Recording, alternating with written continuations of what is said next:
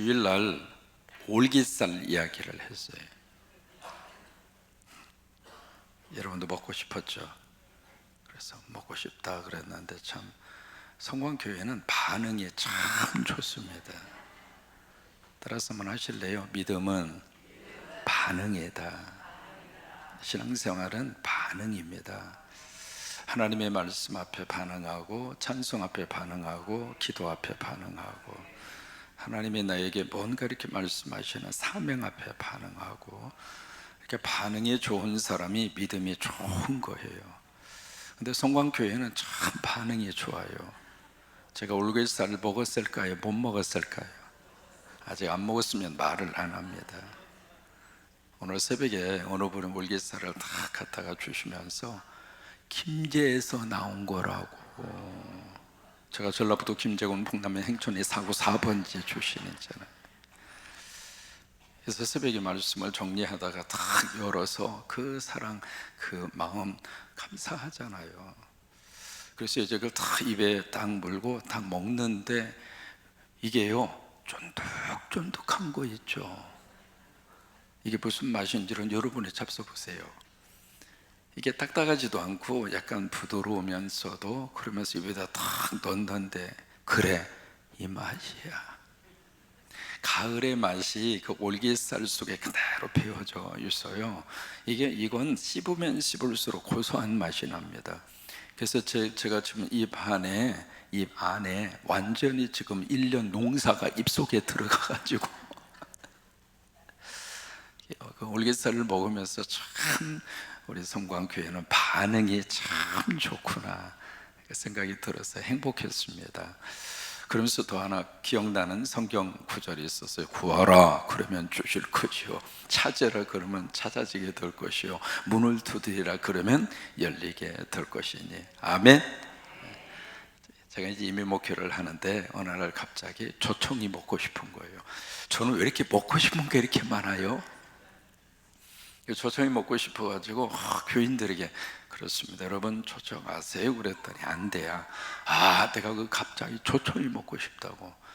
이제 그러고 지나갔는데 아니 입에서 뭐가 이렇게 공포를 하고 선포를 했으면 뭐가 반응이 있어야지. 한 주간이 지났는데도 아무 반응이 없어서 그 다음 주에 또 한 번 이야기했습니다. 사실 참 조청이 참 그립습니다. 이제 그랬는데 그 다음 주에도 반응이 없어요. 여러분, 반응이 없으면 반응이 있을 때까지 하는 거예요. 누가 성공하는가? 우물을 파는데 우물 나올 때까지 파는 사람이 성공해요.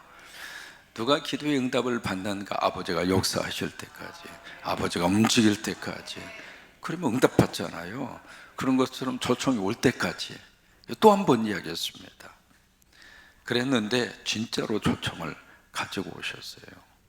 여러분, 조청 만들기가 쉽지가 않거든요. 거기 그냥 앉아서 계속 저어야 되고 쉬운 일이 아닌데 어떻게 해서 가지고 왔어요? 그랬더니 어머니가 마침 미국에 방문차 오셨다가 그 예배 시간에 그 이야기를 들은 거예요. 그리고 이 양반이 오죽하면 저 양반이 조청을 먹고 싶어서 한 번도 아니고 두 번도 아니고 세 번씩이나. 그래서 이분이 하루 종일 가스레인지 구에 앉으셔가지고 그걸 해서 조청을 만들고 왔는데 제가 조청을 먹으면서 그렇지, 구하라, 찾으라, 두드리라. 여러분이 새벽에 여러분들이 구하고 찾고 두드리는 거 하나님의 뜻 안에서 하나님으로부터 여러분들을 주시게 될 것이고 받게 될 것이고, 그리고 문이 열리게 될 줄로 믿으시면 아멘. 그래서 우리가 새벽지단을 쌓는 거예요. 9월 한 달도 새벽지단 은혜 가운데 달려왔는데 하나님이 함께 하신 줄로 믿습니다. 역사한 줄로 믿습니다. 앞으로도 계속 이 새벽의 영상이 아니라 새벽의 영성을 통해서 필요한 올깃살도 하나님이 허락을 해주시고, 먹고 싶은 조청도 하나님이 허락을 해주시고, 여러분의 인생에 놀라운 복이 임하기를 주의 이름으로 축원합니다. 오늘 시편 11편 말씀에 표제어가 누구의 시라고 되어 있느냐면 다윗의 시 그렇게 되어 있습니다. 그러면 이 시를 누가 썼어요? 누가? 성령님이 다윗을 통해서 쓴 거예요. 누가 썼어요? 이렇게 물으면 다윗이 썼어요 그러면 그건 100% 바른 정답이 아니에요. 우리가 성경을 하나님 말씀으로 믿는 이유는 다윗이 썼기 때문에 하나님 말씀이다 그렇게 믿는 게 아닙니다. 바울이 썼기 때문에 이것은 하나님의 말씀이다 그렇게 믿는 게 아닙니다. 다윗을 통해서 성령을 통해서 누가 썼으니까? 성령님이. 아멘. 그러니까 성령님이 쓰셨다고 믿기 때문에 하나님 말씀이 되는 거예요. 그러니까 이 시편 21편 말씀도 다윗이 그렇게 되어 있습니다만은 다윗이 쓰기는 썼습니다만은 그 다윗을 쓰게 감동하고 쓸 수 있는 그 마음과 그 생각을 주신 분이 성령님이라 이 말이죠. 이 새벽에도 이 제단에 나올 수 있도록 누가 불러주셨는가? 하나님이 불러주셨어요. 삼교구일 지역에 10명의 식구들을 다 꼭 어떻게 숫자도 꼭 10명 채웠어. 채우느라 얼마나 애썼을까. 봄부터 소초새가 많이 울었을 것 같아요. 근데 이 10명이 다 모여서 이 찬양을 할 때 이렇게 모여서 찬양할 수 있도록 누가 그 마음을 주셨는가? 주님이 주신 거죠. 하나님이 주신 거죠.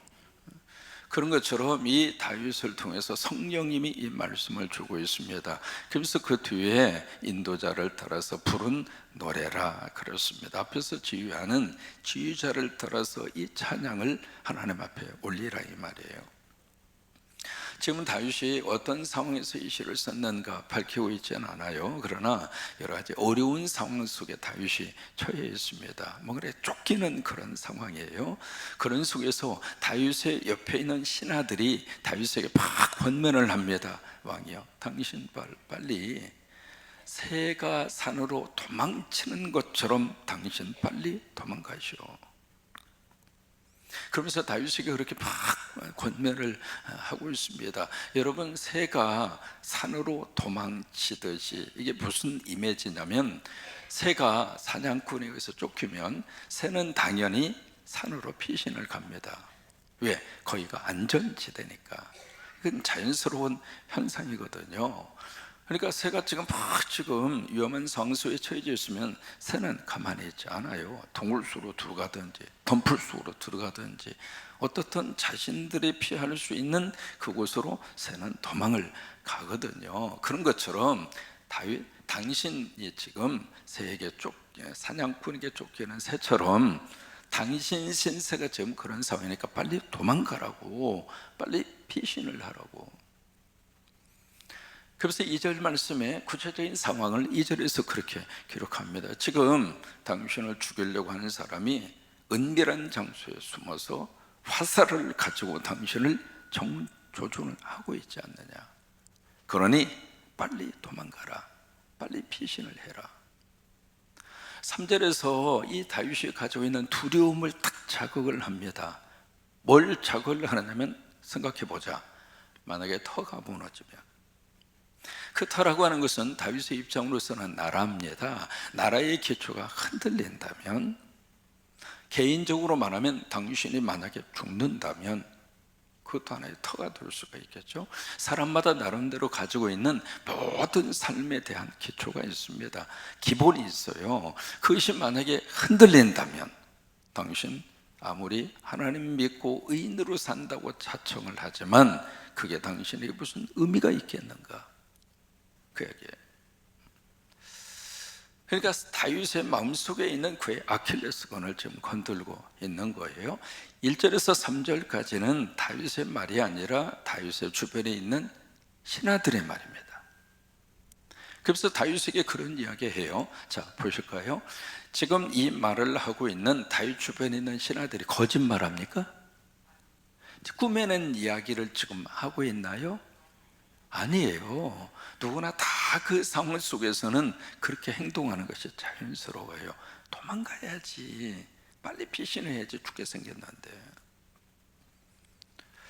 근데 이 말을 하는 그들에게 여기 다윗이 1절에서 그의 마음을 가장 먼저 그렇게 표현하고 있습니다.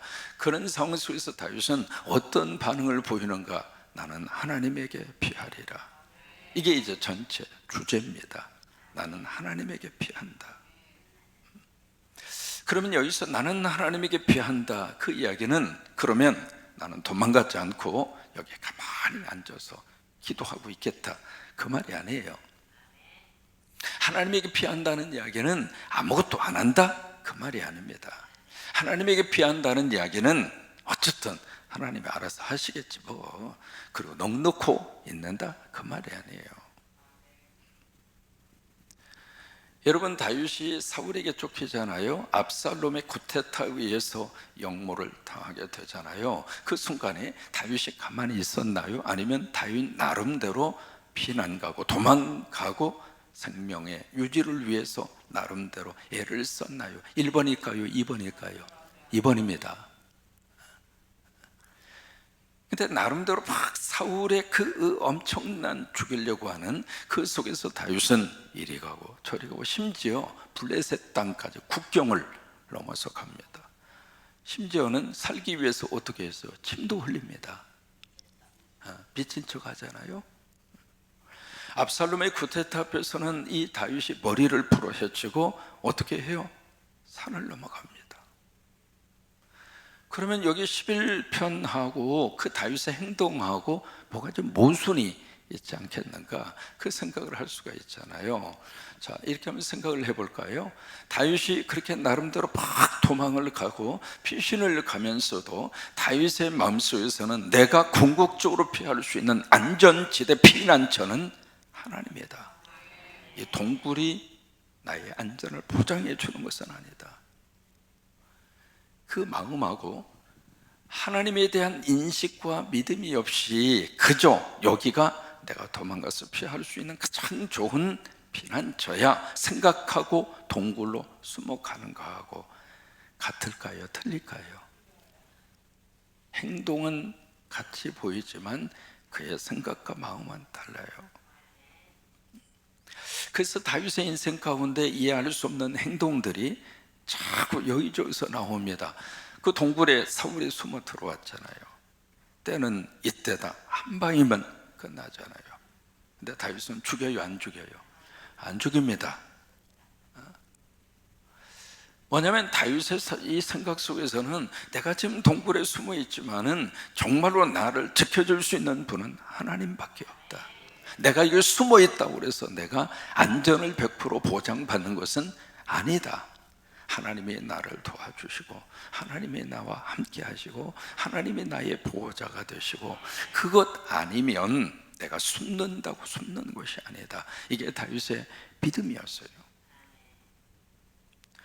우리가 어려움이 있을 때 친구를 의지할 수도 있습니다. 그 자체가 나쁜 건 아니죠. 그 자체가 틀린 건 아닙니다. 그런데 그 친구를 의지한다 할지라도 궁극적으로 내가 의지할 수 있는 대상은 이 친구가 아니라 하나님이다. 그 믿음을 가지고 그 친구를 의지하고 친구에게 뭔가 도움을 요청하는 거하고, 하나님을 믿는 믿음이 전혀 없이 친구를 의지하고 친구에게 뭔가 부탁을 하고 도움을 청하는 거하고 결과가 다르더라, 이 말이에요. 하나님이 보호하사 우리나라 만세. 우리는 이 예고가에 있는 이 구절이 기독교인들의 입장으로서는 신앙의 고백입니다. 아, 이 나라는 하나님이 보호해 주시는 나라. 지금 역사적으로 가장 어려운 시대를 지금 살아가고 있습니다. 과거 70년 동안 세계 역사 속에 이런 일들이 국가 간에 없었습니다. 그래서 유엔이 창설이 되고 나서 유엔의 기본적인 질서와 기본적인 사상 앞에 전 세계는 한 덩어리가 돼서 그렇게 살아왔습니다. 내가 잘할 수 있는 건 내가 만들고 당신이 잘할 수 있는 것은 당신이 만들고, 그러면서 서로 싼 가격에 나도 물건 만들어서 팔아먹고 당신도 싼 가격에 물건을 사고, 그래서 서로가 윈윈하자. 그래서 나오는 것이 글로벌라이제이션, 지구촌이라고 하는 말이 나왔습니다. 그래서 70년 동안 이 전 세계가 그런 하나의 기초 위에 서로 먹고 살고 그리고 경제를 발전시키고, 그래서 70년 동안 국지전은 있습니다마는 국가 간의 전쟁은 그렇게 크게 일어나지 않았습니다. 근데 이게 달라졌습니다. 이게 바꿔줬습니다. 그 틀이 깨져버렸습니다. 그래서 우리 대한민국이 피신할 수 있는 데가 어디에 있는가? 하나님이 보호하사 우리 나라 만세. 그래서 우리는 이 새벽에 더 이 나라를 위해서 기도하십시다. 누구를 탓할 문제가 아닙니다. 정치를 잘하고 못하고 그 문제가 아닙니다. 정치라고 하는 것은 우리끼리는 정치력을 어느 정도 발휘할 수 있습니다. 그러나 국가와 국가 간에는 정치력이 미치지 못합니다. 하나님밖에는 할 수 있는 일이 없습니다. 그렇기 때문에 하나님이 도와주셔서, 하나님이 함께해 주셔서, 다윗은 그 믿음이 있었습니다. 내가 피난한다고 해서 피할 수 있는 존재가 아니구나. 그 피난처라 할지라도 하나님이 함께해 주셔서, 하나님이 도와주셔야, 그래야 진정한 나의 피난처가 될 수 있겠구나 라고 하는 믿음과 그의 신앙이 있었습니다.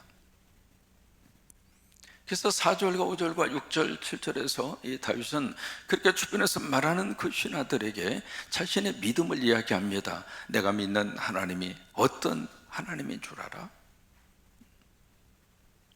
그래서 세 가지의 고백을 합니다. 내가 믿는 하나님, 성전에도 계시지만 중요한 고백이 두 번째 나옵니다. 하늘에도 계신다. 우리가 믿는 하나님이 교회 안에도 계시지만, 예배할 때도 하나님이 계시지만 우리 가정에도 계시고, 여러분 아주 중요한 믿음의 사상입니다. 우리는 자꾸 하나님을 여기다 가두어 놓습니다. 예배 시간에만 계시는 분으로 하나님을 자꾸 고착화시킵니다. 마치 여기 하나님이 계시고 예배 마치고 나서는 하나님 빠빠이, 내가 올 때까지 잘 계셔, 나 살아야 할 일이 있고 할 일이 있으니까. 그리고 신나게 살다가 다시 와가지고 하나님 깨우는 거예요. 하나님 왔으니까 일어나 봐, 나 왔어, 하나님 안녕. 그런 패턴의 신앙생활을 해요. 아닙니다. 다윗은 성전에 하나님이 계시는 거 맞다. 그런데 그 하나님 하늘에 계신다. 이게 무슨 얘기냐면 하나님은 어디든지 계신다. 내가 도망가는 그 굴 속에도 하나님은 계셔. 그러면 그 동굴 속에서도 나는 하나님께 피할 거야. 나 하나님 의지할 거야. 여러분, 이게 바른 신앙 아니겠습니까?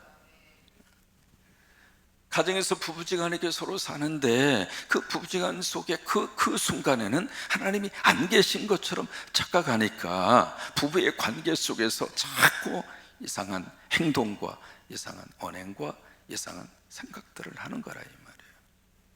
여러분, 우리 가정에 하나님이 계신다면 어떡하겠어요? 공부하는 우리 친구들이 교실 안에 하나님이 계신다면 어떻게 공부를 하겠어요? 직장에서 하나님이 계신다면 어떻게 일을 하고, 사업을 할 때 사업장에 하나님이 계신다면 어떻게 사업을 하시겠어요? 다윗은 하나님은 이런 분이다. 두 번째, 내가 믿는 하나님이 어떤 분인가? 감찰하시는 분이다. 감찰이라고 하는 단어를 4절과 5절 두 번 연속해서 쓰고 있습니다. 이 감찰이라고 하는 말은 이거잼이라고 하는 뜻이에요. 무슨 얘기냐면 시험한다 이 말이에요. 하나님을 믿는 사람을 시험을 하면 어떤 결과가 나오는가? 불순물이 빠져나가요. 하나님 믿는 사람은 고난과 시험을 받으면 받을수록 쭉저기는 사라져요. 알곡이 남습니다. 정금같이 나옵니다. 순도가 높아갑니다. 이게 하나님의 사람이에요. 그런데 쭉정이는 고난과 시험을 당하고 그리고 감찰을 당하면 쭉정이는 밖으로 떨어져 나갑니다.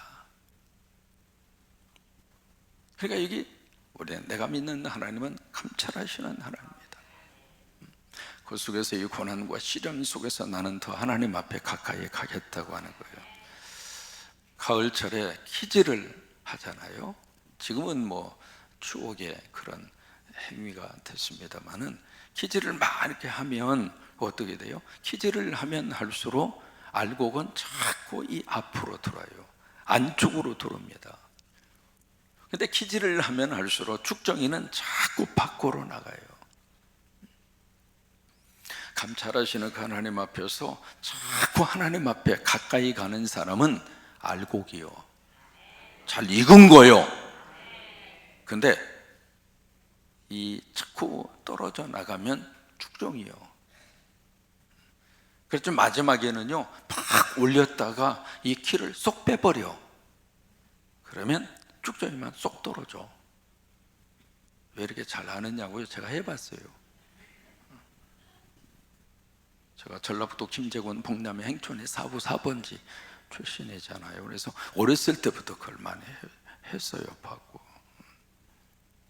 감찰하시는 하나님.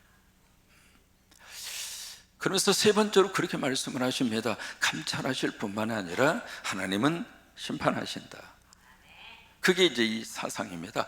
악인들이 그렇게 활을 가지고 막 숨어서 쏘려고 하고, 사냥꾼이 새를 팍 몰이해서 죽이려고 하는 것처럼 나를 덤벼들어도 하나님은 분명히 심판하신다.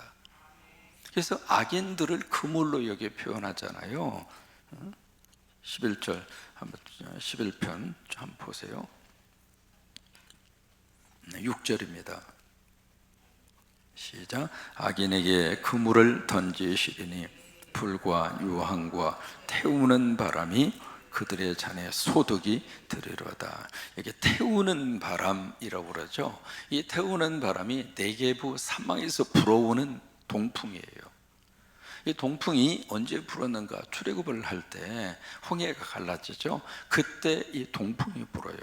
그게 태우는 바람이에요. 사막에서 불어오는 바람이기 때문에 그 바람은 굉장히 뜨거워요.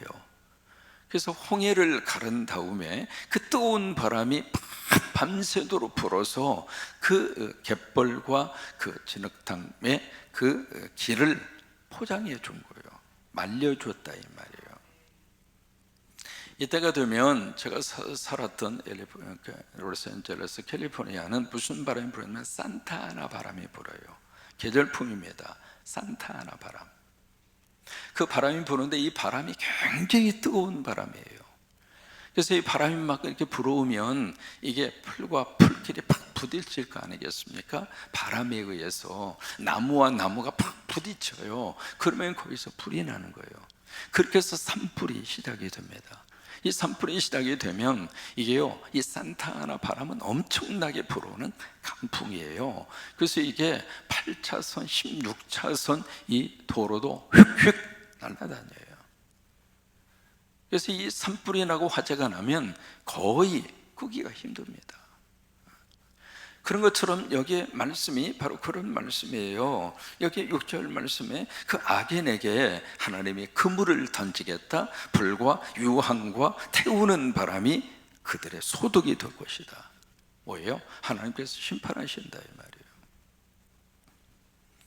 7절의 결론입니다. 같이 고백합니다. 여호와는 의로우사 의로운 일을 좋아하시나니 정직한 자는 그의 얼굴을 배우리이다. 결국 하나님에게 피하는 자가 이깁니다. 하나님에게 피하는 자가 승리합니다. 하나님에게 피하는 자가 아바 아버지를 의지하고 아바 아버지의 축복을 받습니다. 오늘 하루가 그런 하루가 되시기를 주의 이름으로 축원합니다.